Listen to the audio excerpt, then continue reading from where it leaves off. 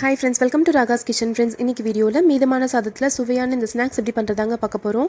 ஒரு 5 நிமிஷத்துல நம்ம ப்ரிப்பேர் பண்ணிடலாங்க. அதுக்கு முன்னாடி நீங்க இன்னும் நம்ம சேனல் சப்ஸ்கிரைப் பண்ணலன்னா கீழ இருக்க சப்ஸ்கிரைப் பட்டன் பிரஸ் பண்ணிக்கோங்க. அப்படியே பக்கத்துல இருக்க பெல் பட்டனையும் பிரஸ் பண்ணிக்கோங்க. அப்பதான் நான் அப்லோட் பண்ற வீடியோஸை நீங்க மிஸ் பண்ணாம பார்க்க முடியும். இந்த ஸ்நாக்ஸ் செய்யறதுக்கு நான் கிட்டத்தட்ட ஒரு 1.5 கப் அளவுக்கு சாதம் மீதி இருக்குங்க. அதை நல்லா பிசைஞ்சிக்கிறேன். கையிலே மசிக்க முடிஞ்சா நல்லா இது மாதிரி மசிச்சுக்கோங்க. இல்லை அப்படின்னா நீங்கள் மிக்சியில் போட்டு நல்லா அடித்து எடுத்துக்கலாம். இது கூட சின்ன சைஸில் இருக்க உருளைக்கிழங்கு ஒரு 3 உருளைக்கிழங்கு வேக வச்சு வச்சுருக்கேங்க. அதையும் நல்லா மசிச்சுக்கலாம்.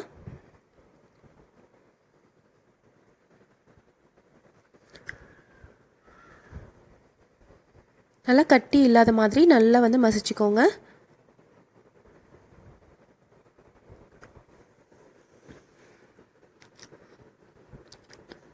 இப்போ நம்ம நல்லா மசிச்சாச்சு. இது கூட ஒரு பெரிய வெங்காயம் நல்லா பொடியாக நறுக்கி வச்சுருக்கேங்க. அதை இது கூட போட்டுக்கலாம்.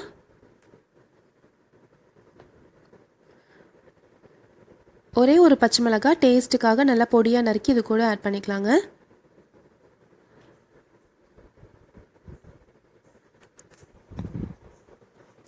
மூணு டேபிள் ஸ்பூன் அளவுக்கு கடலை மாவு போட்டுக்கலாம். இது கூட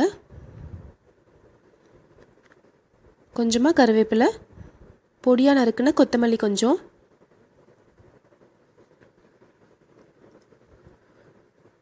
டேஸ்ட்டுக்கு தகுந்த மாதிரி தேவையான அளவுக்கு உப்பு, ஒரு 1/4 டீஸ்பூன் அளவுக்கு மஞ்சள் தூள் போட்டுக்கலாங்க. காரத்துக்கு ஏற்ற மாதிரி மிளகாய் தூள் போட்டுக்கலாங்க.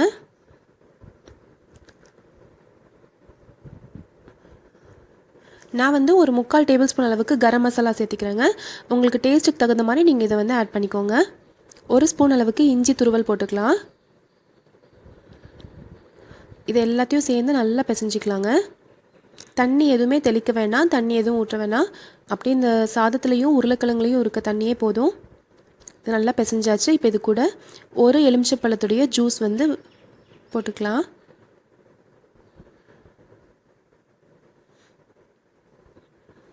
இது லைட்டான ஒரு புளிப்பு டேஸ்ட் கொடுக்கும். அது உங்களுக்கு பிடிச்சது அப்படின்னா இது நீங்கள் இது கூட ஆட் பண்ணிக்கோங்க. இதையும் சேர்த்து நல்லா இப்போ பிசைஞ்சாச்சுங்க. பாருங்கள் எவ்வளோ கட்டியாக இருக்குன்னு பாருங்கள். தண்ணியாக இருக்கக்கூடாது, நல்லா கட்டியாக இருந்தால் தான் உங்களுக்கு எண்ணெய் இழுக்காமல் இருக்கும். இப்போ நான் ஒரு ஸ்கொயர் ஷேப்பில் இருக்க பிளேட் எடுத்துக்கிறேங்க. இதில் கொஞ்சமாக எண்ணெய் விட்டுக்கிறேன். எண்ணெய் விட்டு நல்லா இதை தடவி விட்டுக்கிறேன் எல்லா பக்கமே.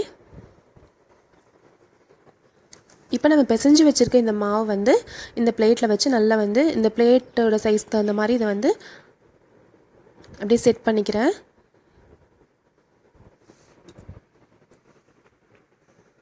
பாருங்கள் இப்போ அந்த மாவு ஃபுல்லாக இந்த பிளேட்டில் நல்லா செட் பண்ணிட்டேன். இதுக்கு மேலே லைட்டாக எண்ணெய் விட்டு இந்த மாதிரி ப்ரெஸ் பண்ணிக்கிறேங்க. நம்மளுக்கு ஸ்கொயர் ஷேப்பில் நம்ம பண்ணணும், அதுக்காக நான் இந்த மாதிரி பண்ணியிருக்கேங்க. உங்களுக்கு கையிலையே பண்ண வரும் அப்படின்னா நீங்கள் கையிலே கூட பண்ணிக்கலாம். இப்போ நான் இன்னொரு பிளேட் வச்சு இந்த மாதிரி நான் திருப்பி போட்டுக்கிறேங்க.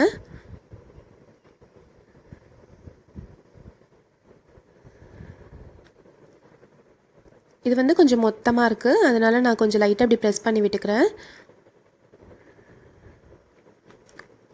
இப்போது இதை நான் ஸ்கொயர் ஷேப்க்கு வர மாதிரி நான் கட் பண்ணிக்கிறேங்க. நம்ம சாதாரணமாக கையில் செஞ்சோம் அப்படின்னா உருண்டைகளாவோ இல்லைன்னா கட்லட் ஷேப்க்கோ நம்ம பண்ணுவோம். இந்த மாதிரி செய்கிறப்போ கொஞ்சம் வித்தியாசமாக இருக்கும்.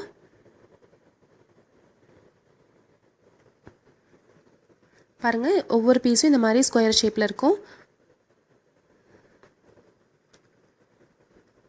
இப்போ நம்ம இதை பொரிக்கிறதுக்கு தேவையான அளவுக்கு எண்ணெய் ஊற்றிக்கலாங்க. கடாயில் எண்ணெய் ஊற்றிட்டு எண்ணெய் நல்லா சூடாகட்டும். எண்ணெய் சூடானதும் நம்ம ரெடி பண்ணி வச்சுருக்க ஸ்கொயர் பீசஸ் இருக்குது இல்லைங்களா, இதை இதில் ஆட் பண்ணிக்கலாம்.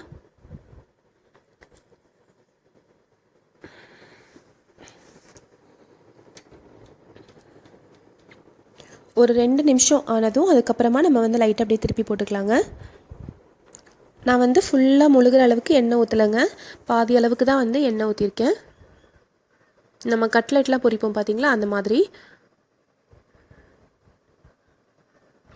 நீங்கள் மீடியம் ஃப்ளேம் விட கொஞ்சம் குறைவாக வச்சு வேக வச்சிங்க அப்படின்னா நல்லா உள்ள வரைக்கும் நல்லா வெந்துருங்க. ஒரு 2-3 நிமிஷம் ஆனதும் நம்ம திருப்பி போட்டுக்கலாம். அதாவது கீழே நல்லா கோல்டன் ப்ரௌன் கலரில் வந்திருக்கணும். பாருங்கள் இந்த மாதிரி நீங்கள் வேணும் அப்படின்னா இது கூட கேரட் துருவல், முட்டைக்கோஸ் இது எல்லாமே நீங்கள் வந்து ஆட் பண்ணிக்கலாங்க. உங்களுக்கு பிடிச்ச வெஜிடபிள்ஸ்லாம் நீங்கள் இது கூட ஆட் பண்ணிக்கலாம். பட்டாணி இது மாதிரிலாம் ஆட் பண்ணுறப்போ இன்னும் ஸ்ட்ரென்த்தாக இருக்குங்க. குழந்தைங்களுக்கு நல்ல வயிறு ஃபில்லிங்காக அவங்களுக்கு பிடிச்ச மாதிரி ஒரு ஸ்நாக் கொடுத்த மாதிரி இருக்கும். இப்போ 2 சைடுமே பாருங்கள் நல்லா கோல்டன் ப்ரௌன் கலரில் வந்துருச்சு. இப்போ நம்ம இதை வந்து சர்வ் பண்ணிடலாம். பாருங்கள் எவ்வளோ சூப்பராக இருக்குன்னு நல்லா கோல்டன் ப்ரௌன் கலரில். இப்போ நான் இதை எடுத்துகிட்டு நெக்ஸ்ட் பேட்ச் போட்டுக்கிறேங்க. மீதமான சாதத்தில் செஞ்சதுன்னு யாராலுமே சொல்லவே முடியாதுங்க. அவ்வளோ டேஸ்ட்டாக இருக்கும். கண்டிப்பாக நீங்கள் இதை ட்ரை பண்ணி பாருங்கள். இதை சாஸ் வச்சு சர்வ் பண்ணால் ரொம்ப சுவையாக இருக்குங்க. கண்டிப்பாக உங்களுக்கு பிடிச்சிருந்துருக்கும்னு நினைக்கிறேன். இந்த ரெசிபி உங்களுக்கு பிடிச்சிருந்துச்சு அப்படின்னா நம்ம சேனல் ராகாஸ் கிச்சனில் ஒரு லைக் கொடுங்க. ஃப்ரெண்ட்ஸ் கூட ஷேர் பண்ணிக்கோங்க. சப்ஸ்கிரைப் பண்ணி வச்சுக்கோங்க. தேங்க்யூ.